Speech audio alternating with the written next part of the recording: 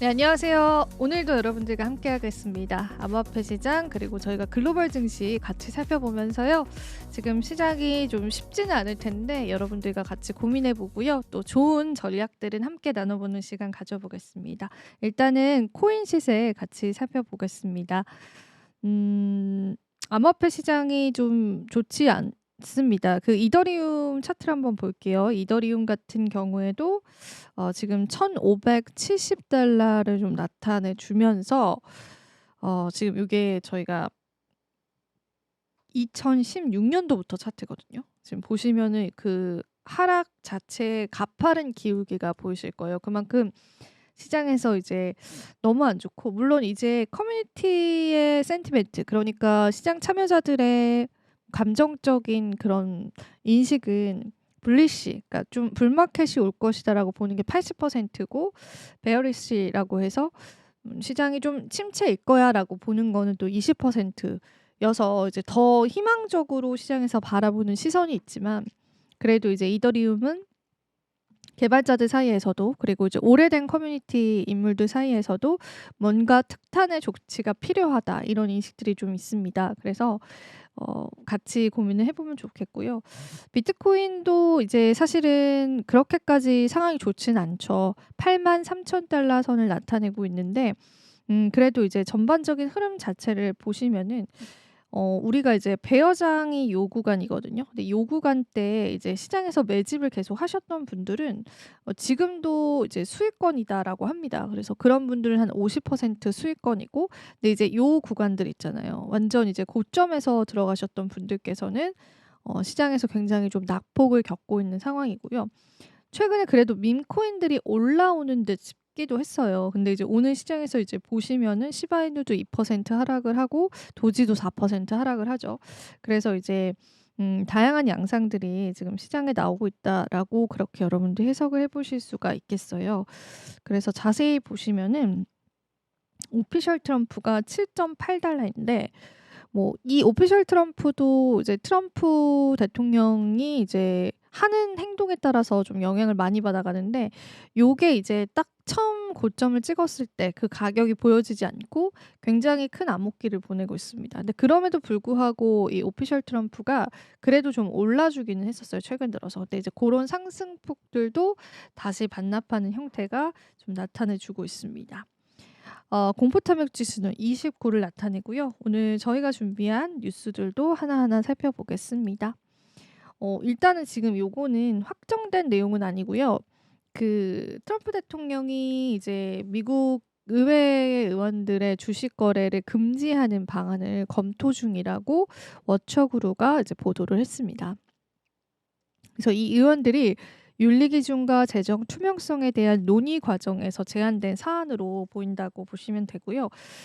뭐 근데 이제 막 이런 이야기가 들리죠. "트럼프 너부터 하지 말아라." 약간 이런 얘기가 들려요. 사실은 이제 트럼프 재단, 또 에릭 트럼프가 최근에 뭐 어떤 크립토 연사로도 쓴다고 하는데, 트럼프 가족들도 뭐 크립토에서 이제 투자를 하는 규모도 꽤 크고, 뭐그 스테이블 코인도 만들고 이제 이러고 있는 상황에서 이제 의원들에게 주식 거래를 금지하는 방안을 검토한다? 그럼 이제 의원들 입장에서도 약간 이런 생각이 속으로는 들 것 같아요. 물론 이제 겉으로 표현할 수는 없겠지만, 근데 이제 이런 방안들이 실제로 논의 중이고, 재정에 관한 투명성에 대한 논의 과정에서 이제 제한된 사안이다라고 합니다. 근데 이제 확정되기가 사실은 쉽진 않을 것 같아요. 주식 거래를 뭐 이런 자유민주주의 국가에서 이제 금지시킨다라는 것 자체가 너무 약간 사회주의 느낌이 들기도 하고, 그래서 이게 이제 가능할지 여부는 좀 잘 모르는 미지수인 것 같습니다. 그래서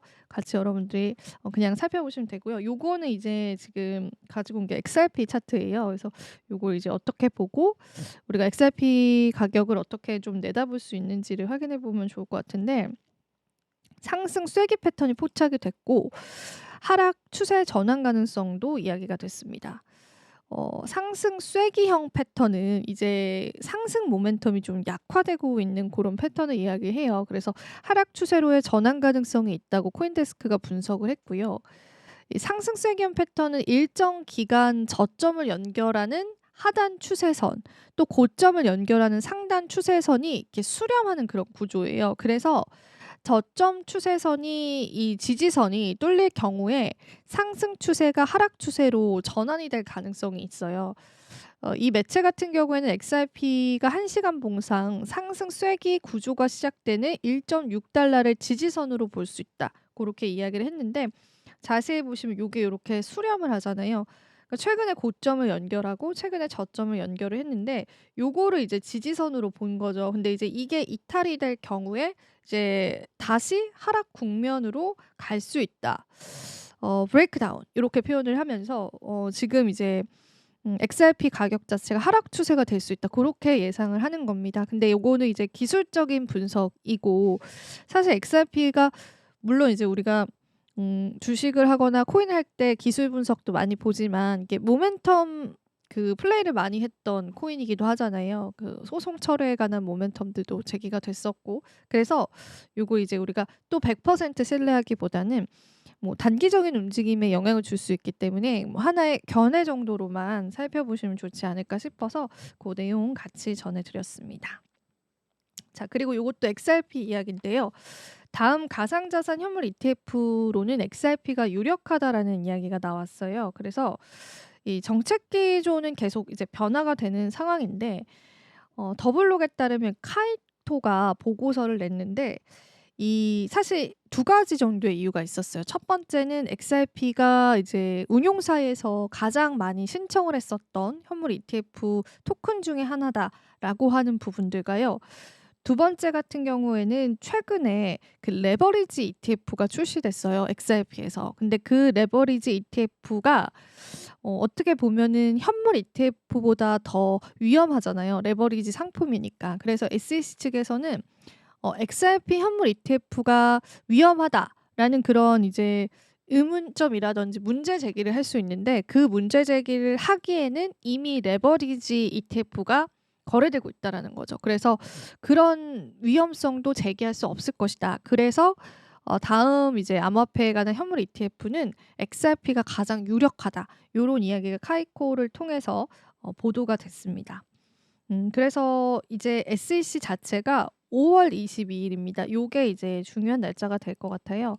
요 5월 22일에 지금까지 이제 신청을 했었던 그 XRP 현물 ETF 신청서에 관한 답변을 줘야 되는 날이에요. 그래서 이때 뭐 사실 연기 가능성이 있기도 하고 지금 한 번 반려를 했었죠. 그래서 이제 연기 가능성이 있긴 한데 이제 그래도 이 5월 22일이라는 숫자에 결판이 나게 된다면 알트코인 쪽으로의 수급을 우리가 조금은 기대해 볼 수 있지 않을까 그런 생각이 좀 들고 사실 제가 지난 약세장을 또 견뎌왔었잖아요. 근데 지금의 코인 시장을 보면은 비트코인을 제외하고는 알트코인들은 그 지난 약세장과 크게 별반 다를 게 없다라는 느낌이 들거든요. 물론 XRP와 이제 몇몇 코인들은 제외입니다. 그러니까 이더리움을 예를 들자면 그래서 뭐 답답한 그런 시장들이 연출되는 건 맞는 것 같아요. 하지만 그래도 뭐 시장에 나올 수 있는 호재들은 챙겨보면서 멘탈을 좀 잡는 게 중요할 것 같아서 오늘 이 기사들 가지고 왔습니다. 그리고 이제 스테이블 코인 이야기도 잠깐만 나눠볼게요. 그 스테이블 코인 같은 경우가 이제 업체 경쟁이 좀 치열해질 것으로 좀 보여지는데 왜 그러냐면은 그 유럽 쪽에서 미카라고 하는 이제 암호화폐에 관한 통합적인 어떤 규제를 발표를 했고 시행을 하고 있어요. 그러니까 유럽은 이제 유럽 연합이 되게 강하잖아요. 그래서 왜 관세 협상도 유럽 연합 측에서 나가기도 하고 그래서 그 이제 유럽 연합이 미카를 구축을 했고 그다음에 이제 미국 역시도 그 지금 스테이블 코인에 관한 법안을 좀 완성시켜서 상반기에 확정을 지으려고 하는 상황이 있고 근데 또 이제 미카가 시행이 되면서 그 스테이블 코인의 가장 큰 점유율을 차지하고 있는 그런 기업은 테더라는 회사인데 요 테더가 퇴출될 가능성이 있으면서 그럼 그 빈자리를 어떤 스테이블 코인이 채울 수 있을 것인가 요런 이제 경쟁도 치열해질 수 있고 또 지금 트럼프 재단 본인의 재단 자체가 스테이블 코인을 발행하고 있는 상황이다 보니까 이제 여러 가지의 스테이블 코인 회사들이 좀 나올 것이다라고 보고 있고 사실 이런 움직임이 벌써부터 좀 나옵니다. XRP도 스테이블 코인을 출시를 했고 로빈후드 그리고 레볼루트 등이 이미 스테이블 코인 시장에 진입을 했기 때문에 점유율 싸움이 좀 일어나지 않을까 그런 이야기가 또 시장에 나오고 있습니다. 그래서 그것도 여러분들이 같이 참고를 해보시면 좋겠어요. 그리고 솔라나도 사실 지금 가격이 상당히 좋진 않습니다. 근데 이제 그럼에도 불구하고 이 솔라나 밈코인 거래량이 좀 급증을 하고 있다. 그렇게 이야기를 들려오기도 했어요. 그래서 이제 솔라나 코인이 다시 부활할 수 있을까? 그런 이야기도 시장에 나왔습니다. 그 솔라나 밈코인 거래 플랫폼 같은 경우에는 그 거래량 자체가 굉장히 지금 좋게 나온 상황이에요. 그래서 펌프펀이 출시한 신규 탈중앙화 거래소 펌프 스왑도 거래량 증가세를 보여주고 있고요. 최근 일주일간 상위 10개 밈코인 중 8개가 두 자릿수의 상승률을 기록을 한 것처럼 솔라나도 같이 오르지 않을까. 근데 지금 녹화 시간 기점으로는 또 시장에서 상황이 좋진 않아서 글쎄요. 조금 그래도 보수적으로 보시면 좋을 텐데 일단은 뭐 밈코인 쪽에 관한 거래량은 늘고 있다. 지금 현재 그런 상황이다라고 보시면 되고 솔라나 코인이 워낙 밈코인으로 인해서 떴던 코인이다 보니까 밈코인의 영향력들을 좀 가져가지 않을까 그렇게 보시면 되겠습니다. 도지코인도 기술 분석이 나왔어요. 그래서 이제 도지코인 기술 분석은 핵심만 말씀을 드려보자면은 도지코인 같은 경우에는 이제 다양한 분석들이 있는데 주요 저항선이 0.166달러로 지금 표기가 되어 있거든요. 물론 이제 분석가마다 다른데 여러 가지 분석가들의 이야기를 참고를 해보자면은 요 정도 선으로 좀 거론이 되고 있어서 이 선을 이제 잘 지켜줄 수 있는지 뚫어줄 수 있는지 그런 것들을 여러분들이 살펴보면서 전략들을 좀 잡아보시면 좋겠습니다. 네, 이어서 다음 이야기도 좀 나눠볼게요. 요번에는 이제 이더리움 이야기를 좀 나눠볼 텐데 이게 이더리움이 그 사실은 지난 강세장에서도 계속 상승 랠리를 보여줬었죠. 그러니까 거의 2등 코인으로서의 자리매김을 계속 잘해줬는데 이번 불장에는 굉장히 이제 성적표가 좋지 않고 잠깐 고점 찍었다가 내려온 게 다예요, 사실은. 그래서 이제 대부분 많은 분들이 3,000달러 선에서 많이 물려 계실 것 같아요. 지금이 1,500달러니까 반토막이 난 거죠. 근데 이거는 이제 트럼프 재단도 똑같아요. 트럼프 재단 그 지갑을 제가 많이 보여드리는데 트럼프 재단인 월드 리버티 파이낸셜의 이더리움 평단가도 3,000달러 넘어갑니다. 그래서 많은 분들이 이제 이더리움에 관해서 고민을 하고 있는데 사실 이제 이더리움이 약세였던 가장 큰 이유는 이더리움이 유일한 선택지였던 시대가 끝났다라는 부분에 있는 것 같아요. 이 부분은 저도 이제 동의를 하고 그 네트워크 그리고 플랫폼이었었던 그 1세대가 이더리움이었다라고 한다면 이더리움이 초창기에는 속도적인 부분들 그리고 이제 수수료적인 부분들 때문에 많은 논란이 있었고 이더리움 네트워크 위에서 이더리움을 좀 띄워줬던 게 제가 알기로 크립토키티라고 하는 그런 게임이 있었거든요. 근데 그게 유행을 하면서 이게 이더리움 기반의 온라인 게임이래 이러면서 이제 많이 이더리움이 상승을 했었는데 그때 문제로 제기됐던 게 크립토키티가 아마 렉이 걸렸을 거예요. 그게 이제 사용자가 많아지고 유저가 많아지면서 그 이더리움의 플랫폼 위에서 어떤 프로젝트들이 시행이 되는데 굉장히 이제 무겁게, 그러니까 우리가 쉽게 얘기하자면 무겁게 이제 흘러가는 거죠. 이제 그런 문제점이 제기되면서 이더리움 지금 업그레이드를 진행하고 있는데 이제 역사적으로 그런 시간들을 지내 오면서 이제 솔라나라고 하는 최강자가 떠올랐습니다. 솔라나는 조금 더 빠르고 수수료가 싸게 이제 많은 프로젝트를 영위할 수 있도록 네트워크를 개발을 했고 이제 이렇게 되면서 많은 프로젝트들이 솔라나 쪽으로 몰려갔습니다. 물론 아직도 이더리움은 많은 점유율을 차지하고 있습니다. 근데 이제 이게 우리가 시장에서도 그렇잖아요. 유일한 선택지였을 때 주목받는 것과 대체자들이 좀 나왔을 때 그 자리를 물러나 주게 되는 거는 이제 당연한 거잖아요. 물론 이제 시가총액은 이미 벌써 되게 많이 큽니다. 그래서 이더리움이 유일한 선택지였던 그 시대가 끝났기 때문에 이제는 좀 다른 국면으로서의 어떤 솔루션이 있어야 되는데 그게 시장에서도 충족되지 못하는 내용들이 좀 있는 것 같아요. 그 비드라시아 2025라고 이제 열렸어요. 제가 이따가 여기서 이제 주경 대표의 이야기도 말씀을 해드릴 건데 비드라시아 2025가 열렸는데 그때 이 이더리움이 다시 반등할 수 있을까라는 주제의 그 토론이 열렸습니다. 그래서 여기에 이제 관계자들이 이제 재단의 핵심 개발자도 참석을 해서 그 내용을 좀 나눴는데 그 이더리움이 이제 단일 블록체인이 아니고 브랜드이자 네트워크다. 그렇게 이야기를 했고 현재 사용자와 개발자들은 레이어 2나 혹은 타 블록체인, 솔라나와 같은 그런 타 블록체인으로 이탈을 하고 있다. 그렇게 이야기를 했고요. 이더리움 메인넷은 고성능 애플리케이션을 수용하지 못하는 한계를 드러내고 있다라고 지적을 하기도 했습니다. 그리고 이제 추가적인 내용을 보자면 그 규제 환경 변화가 이더리움의 향후 경쟁력에 영향을 미칠 수 있다라는 분석도 같이 나왔어요. 그래서 트럼프 행정부 출범 이후에 탈규제 기조가 가속화되면서 그간 이더리움이 누렸던 규제 안정성 프리미엄이 조금 약화되고 있고 명확한 전략 수립과 자원이 이제 절실하다라고 그렇게 주장을 했었던 거죠. 그러니까 재단 측에서도 어느 정도의 이런 심각성들은 좀 인지를 하고 있는 것 같습니다. 근데 또 그 안에서 의견이 굉장히 달렸는데 이 알럭은 자산 발행 중심의 전략은 지속 가능하지 않다. 스테이블 코인과 RWA의 체인 간의 전이성이 높다. 결국 이더리움 인프라가 자생적으로 작동할 수 있어야지만 그 경쟁력을 유지할 수 있다라고 이야기를 했고요. 일단 전략적 우선순위 설정 부재 그리고 과도한 복잡성이 현재 이더리움이 직면한 핵심적인 문제라고도 지적이 나왔습니다. 그 개발자 중심의 로드맵이 사용자의 경험을 뒷전으로 밀어냈고 레이어 2 생태계에 대한 의존도가 높아졌지만 명확한 거버넌스 리더십은 부재한 상황이다라고 하면서 이더리움 정체성에 이렇게 좀 꼬집는 내용들도 이야기를 하면서 이더리움이 지나치게 복잡하다 그렇게 이야기를 하기도 했어요. 그러다 보니까 이 사용자들이 이더리움이 무엇을 위해서 존재를 하는지 그게 이제 헷갈리기 때문에 과거의 유일한 선택지였지만 이제는 그렇지 않다. 근데 요 컨퍼런스 토론에서는 요게 핵심적인 내용이었던 것 같습니다. 그래서 이제 이더리움이 너무 많은 것을 하려고 하는 게 문제이기 때문에 명확한 방향성을 가지고 어떤 길로 나아가서 그거를 이제 브랜딩화하는 작업이 필요하다라는 것 같아요. 지금은 이제 뭐 2세대 코인이다. 라는 그거 외에는 이더리움을 대체할 수 있는 블록체인들이 너무 많이 생겨난 상황이죠.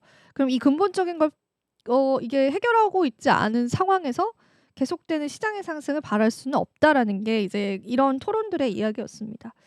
그래서 개발자들을 좀 비판한 내용들 좀 나왔고요. 그래서 이제 관심 있으신 분들은 요거 이제 컨퍼런스 내용 보실 수가 있기 때문에 같이 살펴보면 좋겠고 그다음에 이제 또 비드라시아의 크립토컨트의 주기영 대표도 참석을 했어요. 그래서 요것도 이야기를 해볼게요. 이 크립토컨트는 온체인 데이터 회사입니다. 우리가 이제 크립토 시장 이야기할 때 온체인 데이터 분석합니다 요렇게 많이 이야기를 했는데 그거는 이제 어떤 거냐면 암호화폐 시장은 지갑과 지갑 간의 이동을 우리가 알 수 있잖아요. 블록체인 상에서 예를 들면 이제 비트코인의 그 데이터를 열어보시면요. 그 비트코인이 채굴자로 인해서 채굴된 이후에 얼만큼의 지갑 이동을 겪었고 어느 지갑 주소로 몇 퍼센트가 갔고 어느 지갑 주소로 언제 몇 퍼센트 갔고 요런 데이터 기록이 다 들어있어요. 그러니까 요렇게 이제 요렇게 블록체인의 특화성을 하나의 투자 도구로 삼는 거죠. 그래서 예를 들자면은 정말 하나의 주소에 엄청난 비트코인이 옮겨갔어. 이거는 이제 우리가 고래 투자자라고 해. 근데 이제 그 엄청난 비트코인이 다시 거래소로 이체됐어. 이 대형 투자자가 팔려고 하나 봐. 이렇게 해석을 하면서 이 암호화폐 시장의 유일한 이 전문적인 영역이죠. 이제 블록체인 이익과 구현이 가능한 온체인 데이터를 통해서 우리가 시장 예측을 좀 많이 합니다. 근데 그 온체인 데이터 회사를 창립하신 분이에요. 그래서 이분이 한국인이신데 예전에 이런 이야기 트위터 글에서 본 것 같아요. 한국이 이제 암호화폐 시장에 너무 폐쇄적이기 때문에 미국 쪽으로 본사를 옮기셨다고 했나? 그러니까 뭐 그런 이야기들도 들렸는데 어쨌든 이분의 이야기가 지금도 시장에서 화두가 많이 되고 있고 이분이 예전 약세장을 또 맞췄습니다. 크립토컨트에서 약세장 시작됐다. 강세장 끝났다. 그거를 이제 맞췄기 때문에 많은 사람들이 이분의 입에 좀 주목을 하고 있습니다. 근데 이분이 최근에 크립토 시장이 또 이제 강세장이 끝났다 그렇게 이야기를 했어요. 근데 이제 이 비드라시아에도 참석을 하셨더라고요. 그래서 요거 한 번 더 강조를 하셨어요. 비트코인의 수요가 둔화되면서 하락장 진입에 관한 신호가 굉장히 뚜렷하다 그렇게 이야기를 했는데 이 지금 구조적인 흐름에 대해서 현재 비트코인 시장은 실제 수요가 둔화되고 투자자들이 실제로 투입한 자금 총액도 정체 상태이기 때문에 이미 하락장에 진입했다고 진단을 했습니다. 그리고 ETF를 통한 기관 매수세가 정점을 찍고 둔화됐다라고 지적을 하기도 했고요. 시장 가격과 실현 가격, 시가총액 간의 괴리 역시 커지고 있다고 분석을 했습니다. 이 주대포는 최근 비트코인 가격은 상승세를 보이고 있지만 실현 시가총액은 거의 변동성이 없는 상황이다. 그래서 시장에 실제 자금 유입 없이 가격만 부풀어져 있는 구조다. 그렇게 설명을 했고요. 겉으로는 가격이 오르더라도 실제 이 자금이 뒷받침되고 있지 않기 때문에 실속 없는 상승에 불과하다라는 이야기를 덧붙이기도 했습니다. 그러면서 조금 구체적으로 이야기를 해볼게요. 실제로 2023년부터 올해 초까지 약 533조 원의 자금이 비트코인 시장에 유입이 됐는데요. 이 자금의 대부분은 미국 투자자들이 비트코인을 장기 보관하기 위해서 사용하는 전자지갑으로 들어갔고요.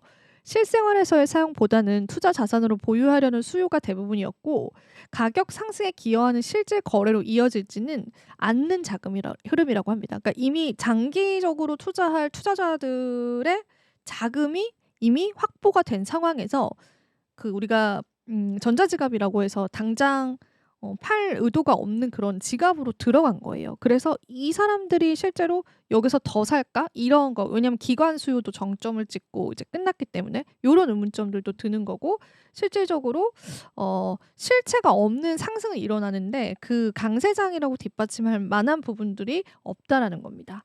그리고 이제 수급 둔화 가격 정책 계속 이어지고 그리고 비트코인 채굴에서 사용되는 영산 능력인 해시레이트도 지속적으로 증가를 했고 이 미국 채굴 기업들이 장비 도입을 확대하면서 네트워크 인프라는 더욱더 강화되고 있다라고 합니다.